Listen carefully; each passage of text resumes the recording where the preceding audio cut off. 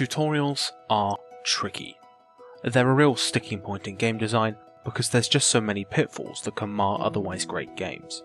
Make your tutorial too much of an information dump and you've got Crusader Kings 2, a game which is brilliant, but only after you've put 20 hours into it to figure out what the hell everything you were just told actually does.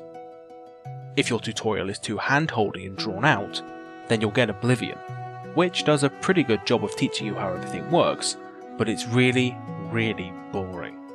Which, on top of being pretty frustrating the first time around, it makes subsequent playthroughs even more of a chore. Go the other way, and you'll have a game that drops you in at the deep end, like Darkest Dungeon, which, in fairness, can be a large part of the charm of that game, but there's no doubt that Darkest Dungeon's very Spartan sensibilities have frightened off some players. Recently though, I've been playing Hollow Knight, a game that fuses Metroidvania gameplay with direct rip-offs of Dark Souls storytelling. It's really the Dark Souls of games that are trying to be the Dark Souls of Dark Souls without actually being Dark Souls, to quote contemporary games journalism. Whilst there's a lot that can be said of this brilliant little game, what really caught my eye is how Team Cherry manages to subtly teach the player everything they need to know about Hollow Knight with only a few bits of text and only one overt tutorial segment. And that's the first lesson. Teach players with the environment. Which is more of an overarching theme, but hey, what the hell. Let's take a look at the very start of the game, immediately after you learn about Focus, which is the power to heal using the souls of your enemies. In going to attack this flying guy, you probably won't notice this falling stalactite, which kills the baddie, helpfully teaching you that level hazards can hurt enemies too. Now in this particular footage the stalactite manages to damage me as well, but as much as this was an excellent opportunity to learn about the focus spell, I suspect this is mostly down to my own incompetence. In the Forgotten Crossroads, the first major area, there's also these cool things. Are they signs? Spears maybe? I'm not sure. But they've got a more important purpose than just decoration. You see, they point you in the direction of possible objectives. This one points you in the direction of both bosses, both above you and below you, and this one points you to a soul-restoring shrine. Or, well, it used to at least. And all of these ones? They're not pointing to anything. Nope, nothing at all. Just ignore them. Ignore them. Following either of the two routes outlined to you by the signs will put you up against a boss. But Hollow Knight handles both of these fights quite interestingly. You see, both bosses, the False Knight and the Grozmother, are actually just souped up versions of regular enemies. The False Knight in particular has the shockwave and hammer attacks of a Husk Guard, as well as the jumping attacks of a Leaping Husk, two enemies you all but have to fight on the way to its arena. It's also got this Tantrum attack that causes boulders to fall from the sky, not unlike the stalactites you've been avoiding up until this point. Hollow Knight loves doing this, presenting you with a set of mechanics in the form of some basic enemies before testing your mastery of them with a boss. The same sort of thing gets repeated with the Grozmother, who is, unsurprisingly, a bigger, meaner version of her babies. She isn't particularly challenging, but the fight sets up the kind of pattern you can expect from bosses down the road. This guy is training you up for this guy for this guy, and this lady, who's actually a boss. I wonder who she's training you for. You might have noticed how I woke up the Grozmother by hitting it with my weapon. Hollow Knight is great at teaching you about your modes of operation. A term I just made up. Better explain it. Your modes of operation in a game are your primary means of interacting with its mechanics, whether that's sucking in stuff in Kirby Superstar, jumping over and on things in Super Mario Bros., or simply drawing lines in The Witness. A game's modes of operation are the things you spend most of your time doing, and are your first ports of call when you see something unfamiliar. In Hollow Knight, your primary mode of operation is to swing your weapon around, and the game teaches you this brilliantly. Swing your sword to open up this wall, do it again, do it a third time, and by the time you reach this basic enemy, your instinct will be to hit it, defeating it.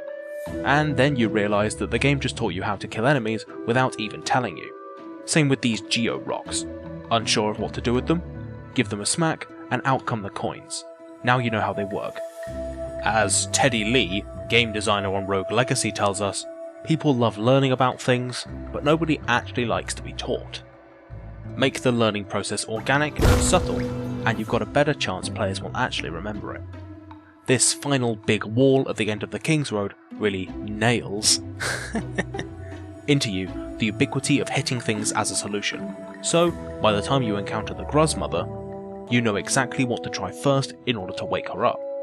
Every new ability you obtain presents to you a new mode of operation and a new tool in the proverbial belt. If you come up against something you can't interact with using all of your modes of operation, chances are you need an upgrade, or you've missed something. Speaking of upgrades, Lesson 4 is all about them, and getting players to remember they actually exist. After beating the False Knight, you get led to the creepy Ancestral Mound, where you get the Vengeful Spirit spell from this nice snail person. A lot of exploration-based games give you extra tools as you progress, and a lot of them make the critical error of having them be a bit, well, rubbish. Look at the speed boost in SteamWorld Dig. Not exactly thrilling to use, is it? Contrast this with Vengeful Spirit.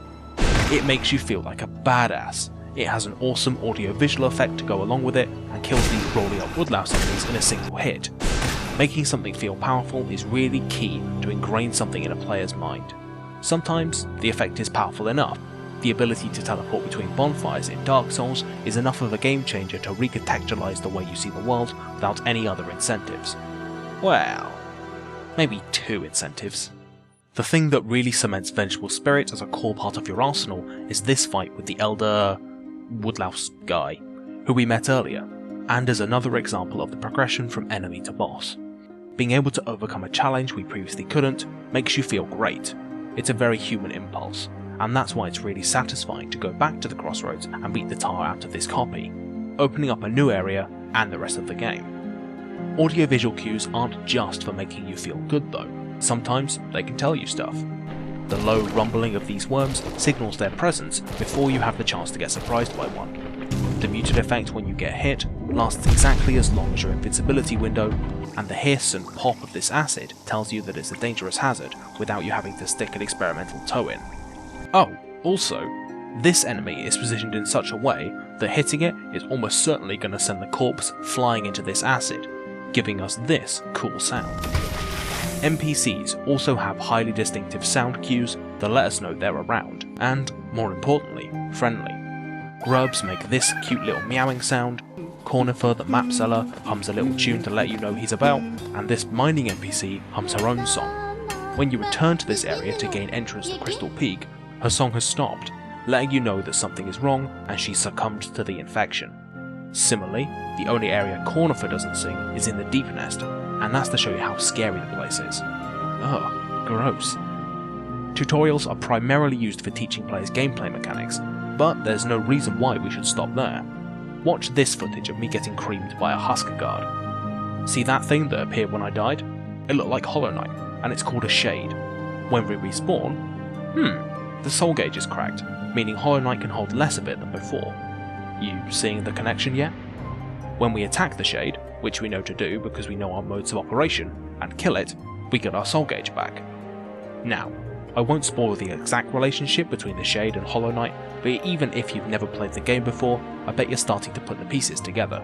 Hollow Knight just taught us a pretty crucial lore detail using mechanics we already knew and without saying a word. In a similar fashion, the orange goo that spews out of damaged enemies is a nice thematic addition that helps to build the feel of Hollow Knight. See, Team Cherry picked orange for a reason. It contrasts with the blues, greys and greens of Hollow Knight's environments, just like the infection, which is characterised by the colour orange, is at odds with the natural order, twisting and corrupting the world of Hollow Knight, all except you, which is why you don't bleed orange when struck. So, with everything right that Hollow Knight does that mean we should follow its example for every game? Well, no, not really. Some games are simply too complicated to really be able to explain themselves. Try booting up a strategy game and play it without doing a tutorial first. It can't be done, at least not easily. But games with a simple control scheme and only a few modes of operation, like platformers, puzzle games and some shooters, can totally be done with a Hollow Knight-esque immersive tutorial. Just look at how Ravenholm in Half-Life 2 teaches you all about gravity gun combat, or how World 1-1, aka the most overanalyzed level in video gaming history, teaches you that mushrooms are good and Goombas are bad. Most AAA developers could stand to learn a lot from these kinds of tutorials. Not only are they more enjoyable to play through, as players don't feel like they're being patronised or restricted, but they're also more effective teaching tools, which is good for everyone. Hollow Knight is a great example of the Metroidvania's recent revival, but instead of always looking at the lore or the mechanics of these games to learn what makes them tick, we should occasionally stop to appreciate the part of the game that teaches us all about these things in the first place, and, if done well, we won't notice at all. The humble tutorial.